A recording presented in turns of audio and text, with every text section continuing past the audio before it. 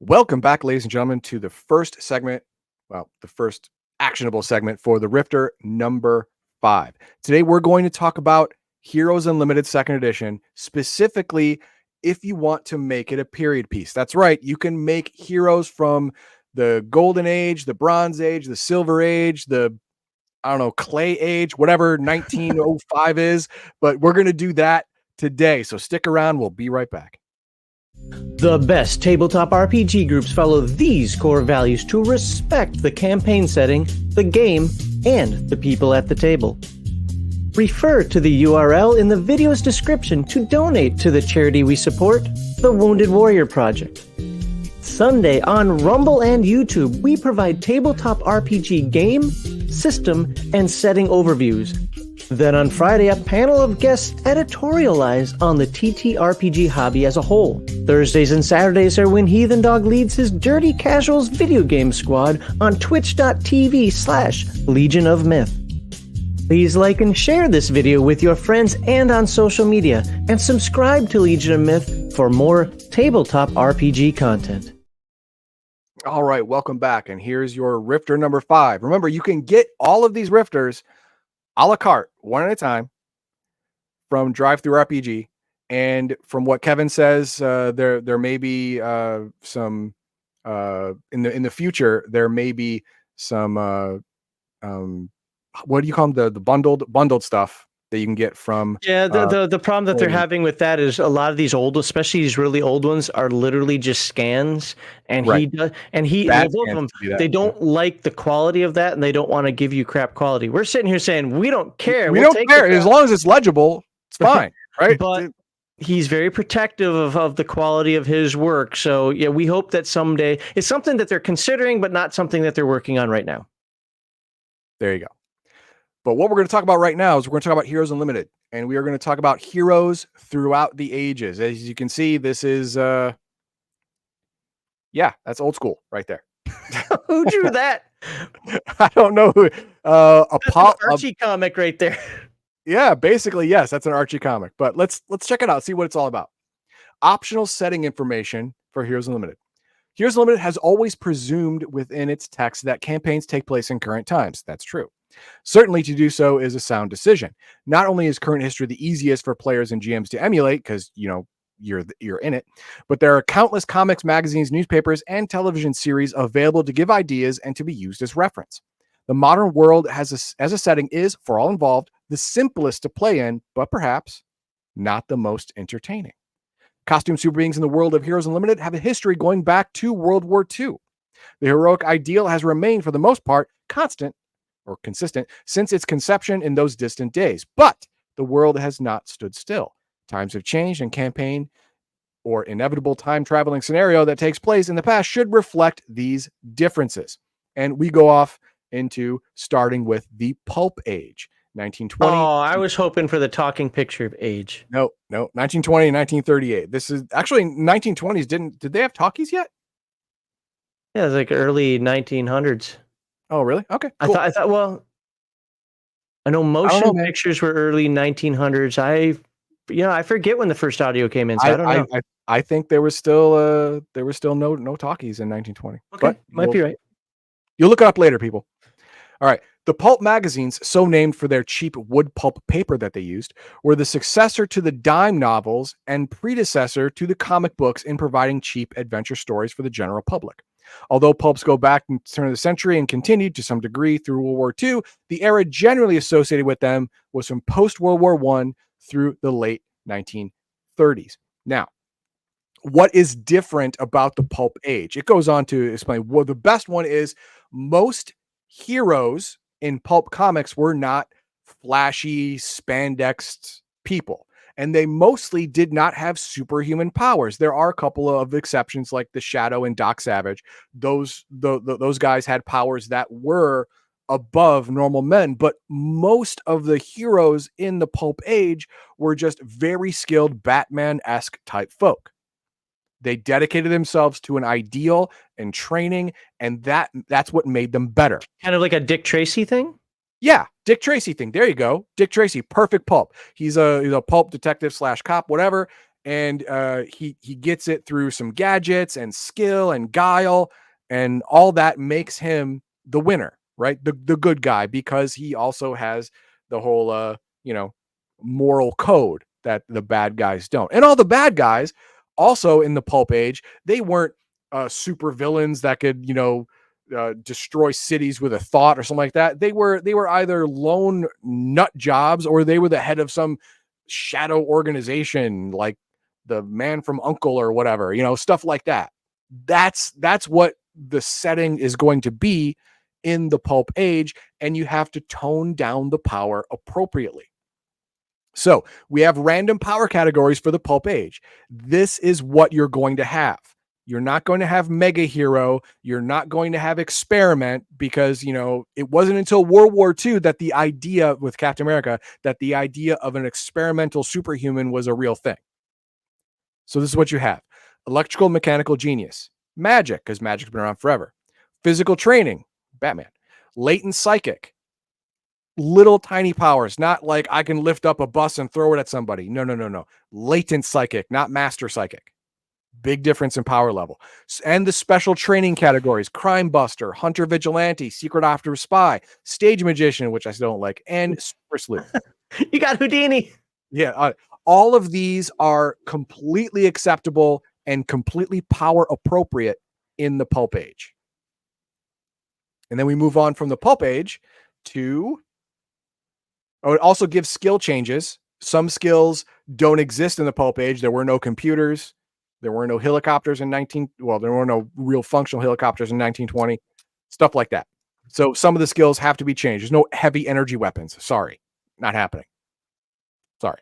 So there are some skills you can't get, and some skills that must be changed. And then we tell that to Pascal. I'm just saying. And then we move on to the Golden Age. The Golden Age of comics began in 1938 with the first appearance of Superman, and lasted until just after the end of World War II. Many of the heroes of that era traded to be a bit simplistic, perhaps a tad jingoistic, but definitely very patriotic. With a few notable exceptions, such as Superman and Submariner, those heroes would not necessarily be as powerful as the later generations that would follow them. However, these heroes were seldom bothered by moral dilemmas. They automatically assumed that they were in the right, and were often willing to do whatever was required to enforce their ideas of justice. So, not only do we have lower, considering the now version of power level, a still lower power level, but up from the pulp age, because Superman in the Golden Age, when he first came out, he couldn't fly. He could leap tall buildings in a single bound. He was stronger than a locomotive. He couldn't move the moon. Could he fly around the Earth and to make it spin backwards? Couldn't fly. He couldn't fly. Couldn't fly at all. Jump really high, get outside the gravity, and no, a tall building, not the atmosphere. Listen, man, clean out your ears. Telling you. So yes, he was more powerful than a human being. Fair, but nowhere near what you think of as Superman now. Not my Superman. Yeah. The other part of this is they were written to be always in the right. They had the moral high ground. That's why they were the good guys. So you're trying to teach children that the moral high ground gives you some kind of superior authority, which is not true in real life, but it's a comforting thing that a child can grow up into. Also, during this time, the attitude toward the government was much more trusting. Unlike recent movies and television where some covert government agency are the villains, back in the Golden Age of the 40s, the American people trusted their government more. Government agents were regarded as heroes in the comic books. The FBI was always on the side of the superheroes, several of whom were to receive congratulations and a handshake from J. Edgar Hoover, or some other thinly disguised person stepping in for J. Edgar Hoover in the comics. A major theme of this era, particularly after America entered the war, was aiding the war effort. Many of the criminals, gangsters, and mad scientists that first appeared in comic books were supplanted by far more hateful adversaries, the Nazis and their minions. So before along with the pulp era, going into the beginning of the Golden Age, we had the bad guy who was the head of a secret organization, or a mad scientist, or some steam-powered punk monstrosity type thing. But then when World War II hit, there were real bad guys in the world who were like that. So now in comics, to keep the fantasy alive, we have to have bad guys that cannot exist in the real world. That's where you get into super powered bad guys. We're starting to see that now. So the power level of everyone is going up a notch. The reason being is because comics are supposed to be fantasy, they're supposed to be imaginative, and now the villains and heroes from the pulp era exist in the real world now. So the comics have to go a step further to stay out of reality. So what does that do for your power categories? Well, now you have more of the normal power categories you would playing a current day Heroes Unlimited character. We have alien, atomic powered only after 1945, because between 1945 and 65, atomic everything was just awesome in the US. The kids' toys had cesium in them. Couldn't do that now, but you could back then. I don't know why not. I don't know why not, because, you know, the cancer thing, whatever. Experiment Super Soldier, you know, Captain America made that popular. Hardware, Magic, Mega Hero makes the first entrance into the battlefield. This is because it's a full of Superman. 10% too. Yeah, this is because of Superman. Superman made the Mega Hero a possibility. Now, compared to power level of Superman now, he was a mega wuss. But back then, having such power that bullets bounce off of you and you could leap the Empire State Building and stop a full speed steam train, that was way beyond the abilities of any mortal being. That's a mega hero. All right. Then we have the physical training, psionics. Notice it's just not latent psionics, which means the master psionic is now a possibility. Well, there were a lot of even Twilight Zone and what's that other show? I can't think of it off the top of my head. Anyway, there's a lot of that was going on even outside of comic books. Where yes, robotics with considerations. We're going to look at that one, and special training. Obviously, special training is going to be everywhere. So we're going to look at robotics right here, and we're going to see robotics were far less sophisticated in the Golden Age. No, 1938 to whatever. Although every type except Android would still be allowed, the higher tech features should be replaced where necessary, i.e. laser weapons replaced by flamethrowers, hover jets replaced by propellers, etc. And artificial intelligence should be almost unknown. I would say it was completely unknown. It's the evil, I forget the robot's name, but it's the evil robot from the black hole. Oh, right. Yes. or from Lost in Space. Well, yeah. The robot from Lost in Space, stuff like that. You're going to have 1940s, 50s looking robots. They're not going to have jets. They're not going to have, you know, anti-gravity, whatever. They're going to have propellers, and they're going to look like dudes in suits. Yeah, they're going to like dudes in suits, because that's what they're supposed to look like, dudes in suits, right? Mega heroes should be used sparingly. Because World War II vehicles are not as fast and possess far less firepower than their future counterparts, some heroes may find themselves relatively more powerful in comparison, which is absolutely true. Top speed, armor, weapon damage is all far less than current modern Heroes Unlimited second edition. So, you know, you don't have to be invulnerable to feel invulnerable in the World War II era.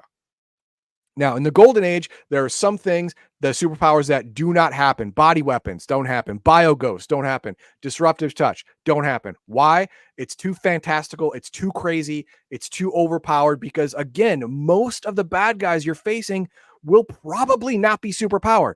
The only superpower people will be the big boss and maybe a lieutenant or two. But all of the jabroni minions, they're just going to be stormtroopers. You don't need to tear out their souls. Right? You just need to stop them. And of course, there are some more skill changes: computer operation, computer hacking, computer programming, all of this stuff. This is the age of vacuum tubes. Okay. There's not a whole lot of hacking this stuff. So some of these are going to be just not able to be taken. And some of these are going to have to be highly modified to work properly in the era. But that's the game master's problem. It's not yours. So you're fine. When does Lassie come in? I can talk to my dog. Timmy, I think he was mostly just guessing. but he could be a latent psychic. Fair. He could be a latent psychic. Okay. Considerations for the Golden Age. Running a proper Golden Age campaign or adventure can be very difficult, requiring patience and cooperation between the players and the game master. With super abilities, guns, mega heroes, and World War II right around the chronological corner, it becomes very easy to slip into a more violent gaming nature than we are accustomed to. Okay. So this is the beginning part. Well, actually, no, the main part of the Golden Age was colored by World War II. So you, as a game master, you have to make sure that you don't slip into just a war campaign. You don't have to do that. You have to recognize the times, true, but the superheroes, maybe they're not drafted into the war. I mean, Captain There's always America, gangsters. yeah, there you go. I mean, Captain America enlisted before he became Captain America.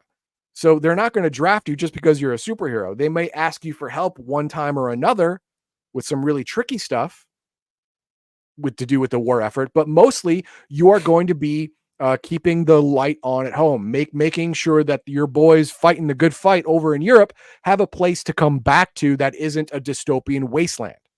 That's your job. So do that and be happy about it. And of course, collect scrap for your 4-H club, whatever. And then we have the decline.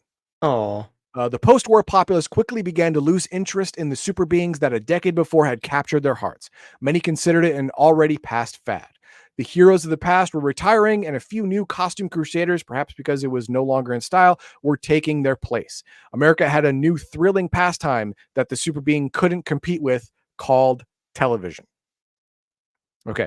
The power category, skill, and super ability adjustments are largely the same during the decline as they were in the Golden Age, but many super beings in these times will be leftovers from the old days.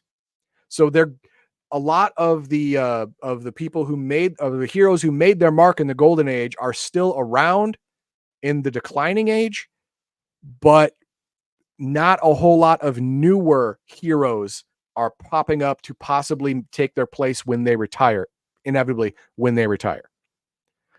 So what does that do for the game? Well, let's see. makes them all old. Well, maybe it does. The adventures in the decline will either be of a supernatural, Weird West, or war theme.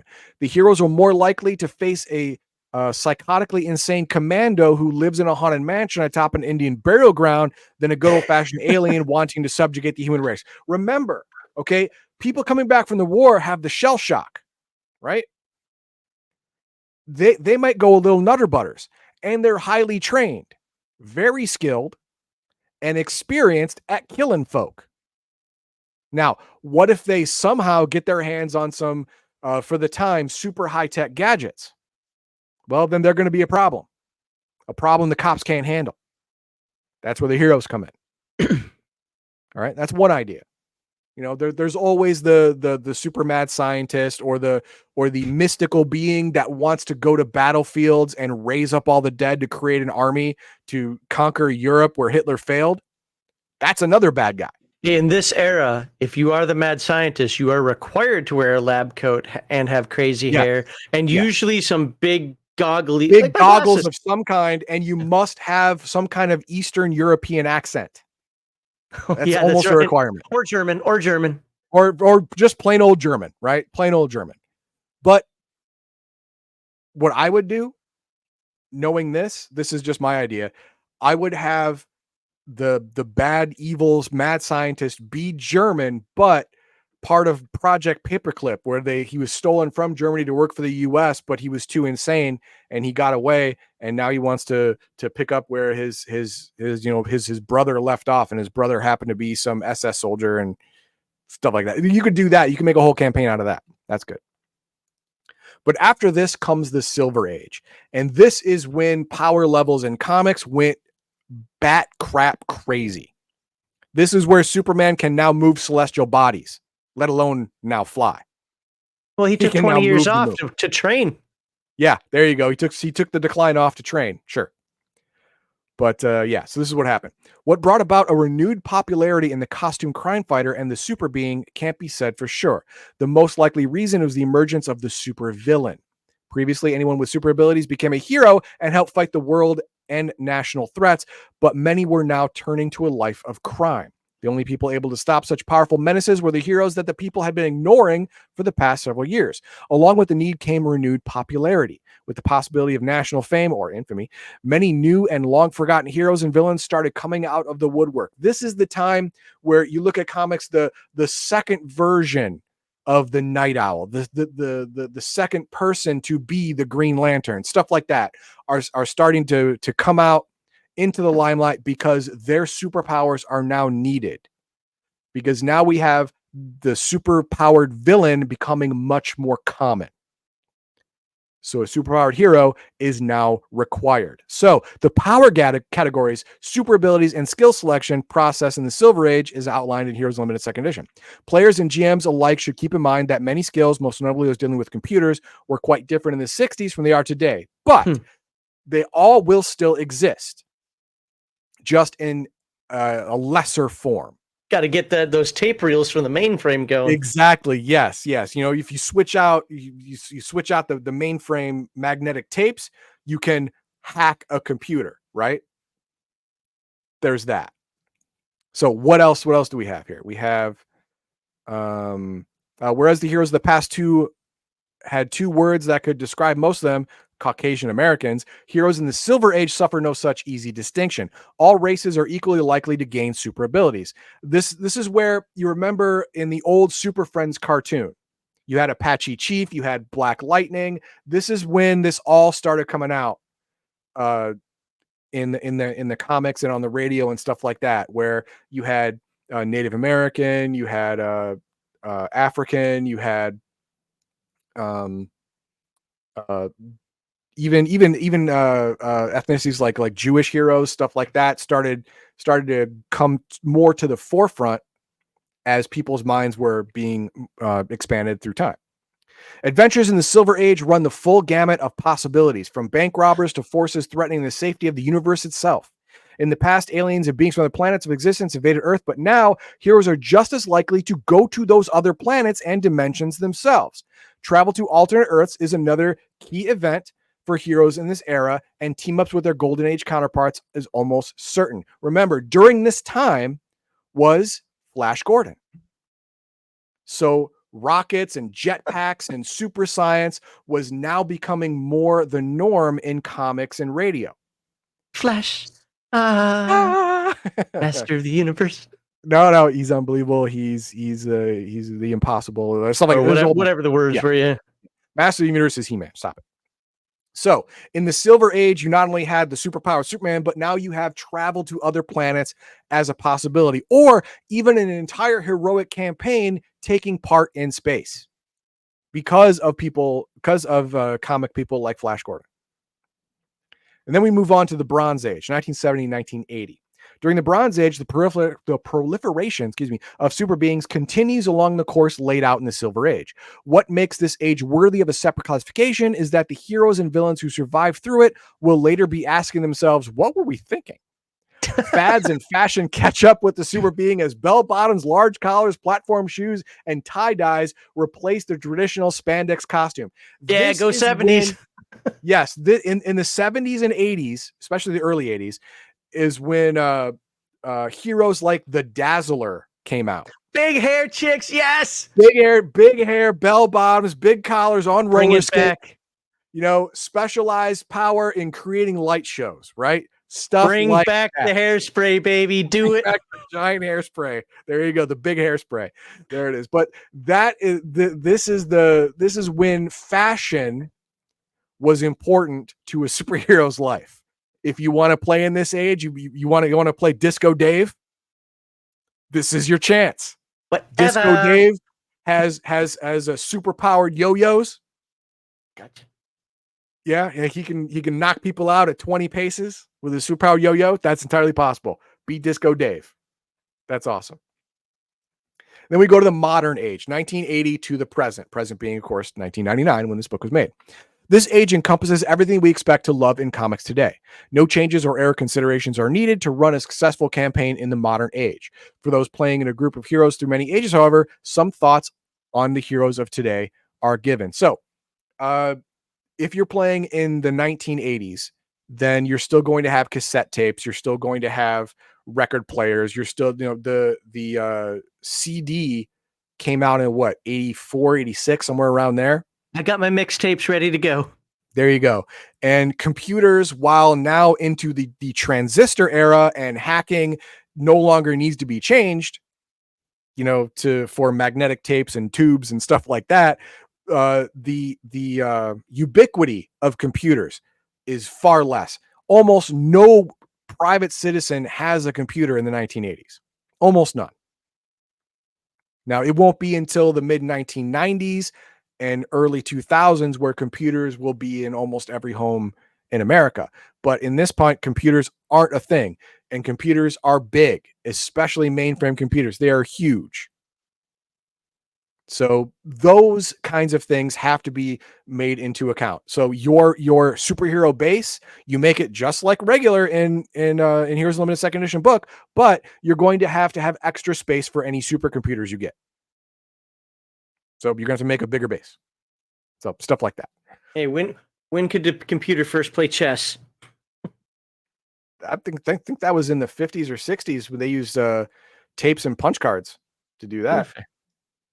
All right, the future, and it gives an idea of 21st century stuff, but we don't need that because we have it now. Oh, come on. How does it? Where are my flying cars? Tell me he has flying cars. Of course he has flying cars. Of course, yes. Of course there is. But we don't need this part of the section because we have Phase World, we have the 3 galaxies, we have all kinds of stuff, that is super futuristic that we can draw upon for a Heroes Limited campaign that takes place, say, just before. If you have it in the same universe as Rifts in your campaign, it can be just before the coming of the Rifts in the golden age of humanity. You would have the super high-tech stuff, right? So you already have that. So there's no need to look for that. And that is it. That is it for our segment right now. So what do we have for some comments? People have some questions or concerns.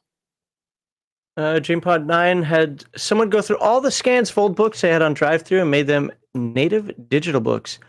Don't have to charge, but maybe Kevin can reach out to them. Oh.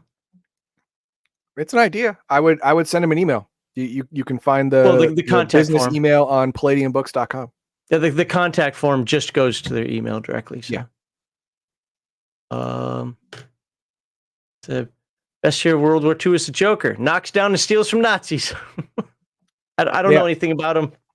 Well, the Batman Joker, you know enough about the Joker. I know who the Joker is, but I mean, I don't know anything about the comics. And he is crazy, but he likes to be the only crazy guy in the room. So having a bunch of Nazis and especially Hitler in the same room as him, he's going to fight Hitler before he fights Batman. Well, Hitler's in his way. Yeah, Batman's fun. Hitler's just a douche. RPG Dad says, "Dang, I missed the Dragonbane part." Yes, you did. Oh, you'll have to get it. Well, you're going to get the segment during the week, so you're okay. Yeah, Tuesday. It'll pop Tuesday. It'll pop on Tuesday. You're fine. And a couple things came in just a moment. There was one on here. Oh, there we go. Daz was supposed to be a crossover hero. She was legit supposed to have an album that never happened. Disco is King. Yeah. And throughout the that age and on, her powers changed with the times. Before it was just sparkly light show in the 70s. And then in the late 80s, early 90s, she could solidify light to actually make lasers. But also in that time, they nerfed her powers a bit to where she has to actually somehow she transforms sound into light. How is that physically possible? You got me. I don't know, man. There it is. But that's what she did. It was weird. Okay, well, yeah. Superheroes, man. There you go. Like, subscribe, and share. I mean, everybody here knows that I don't get into comics, but if you want to play in those other eras, though, I do think that is an interesting way. I kind of wish he would have gone back farther. But, I mean, I get... The superhero idea wasn't around before 1900 because... Beowulf? Heracles? It was okay, that's not superhero, that's myth. That's different. But everywhere else, this was before the Industrial Revolution, and people were just worried about surviving more. than having entertainment. And radio wasn't a thing yet. And all of the books or little kind of like Reader's Digest stuff was all about Wild West junk. So, yeah, it's the way it was. All right. Well, look forward to seeing you guys in the next one, which is the operator for Rifts. That's right.